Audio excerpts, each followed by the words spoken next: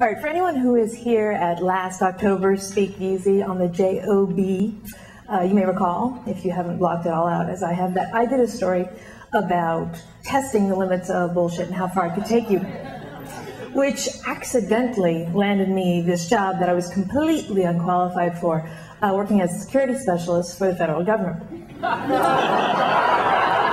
This is a follow-up to that story, not a sequel, because that would be pathetic. It is a follow-up. And first, to collectively answer everyone's questions, because I got a lot of them. Yes, it's really true. I really did that. But what I didn't tell you, because it's, it's real easy years after it's all over to stand up here and kind of make light of it. Oh, isn't that funny? I put one over on the government of our United States. But what I didn't tell you is that in the moment, it wasn't funny. Because the thing is, BSing your way into a job that you're not qualified for is a lot like marrying on a whim, which I have also done twice. It seems like such a lark at the time, but in the light of the cold morning, you realize that you are stuck with a job or a man that you do not want and you do not know how to do. Okay, wait. Let me rephrase that. A job you don't know how to do. A man you don't know. I knew how to do them. That's how I got myself in that mess. So when I first started this security job, I was incredibly nervous. And it did not help any that my first day, I learned that, except for my very white, retired military, stuffy male boss, I was the lightest complexion person in the place. Yes, the only white girl among all sisters, which I don't have a problem with because I'm always used to being the minority, but I was worried that they would not accept me. Luckily, they were very kind, and in fact, they actually not only accepted me, but there was one, LaToya Jones, who actually took me under her wing. It went like this. It was my very first day. There were some guards who were up chatting, and they're making fun of this other guard who'd come in street clothes, and he had worn blue suede shoes and a matching blue hat with a feather, and they called him Bamified.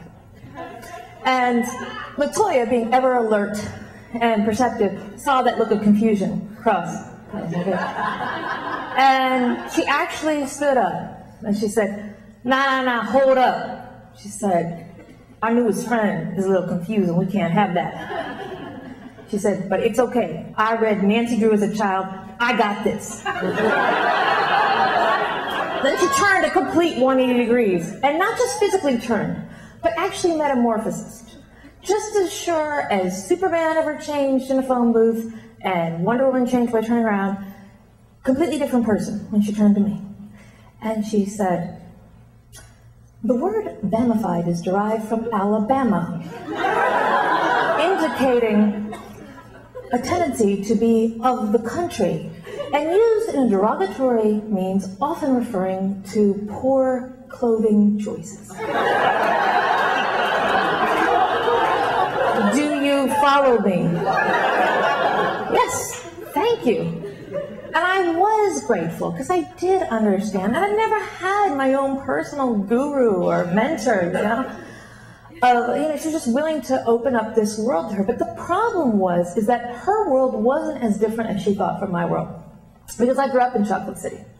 And I knew some of the words. And the problem was that she didn't realize that. And as time went on, it didn't appear that I was getting any closer to graduating from this course. In fact, if anything, I was getting farther away from it. And she was translating words that got, progressively more obvious as time went on. And I started to worry that my coworkers would think that I had brain damage. Just to give you an example, like if, someone came up to me and was like, hey, you down for lunch today? Nah, hold up. I got this.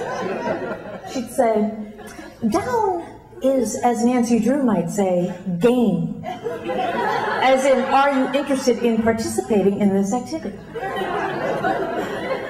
And I couldn't think of a polite way, because I was grateful she was helping me, but I couldn't think of a polite way to tell her that I knew that.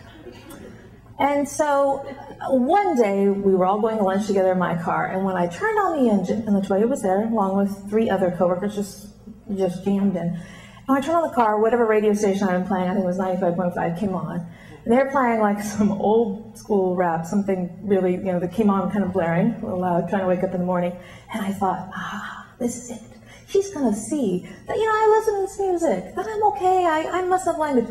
But it didn't work that way. She turned to all the girls in the back seat and she said, I told you she was serious about this. She's studying our culture and trying to learn our ways. It was at that point I realized I was never graduating. There's no end. So I moved on to another job. But every now and then, I do email Latoya, and when I'm feeling really generous, I'll ask her a question, like, what does it mean when someone says to hit that? Be careful the jobs you apply for. Thanks.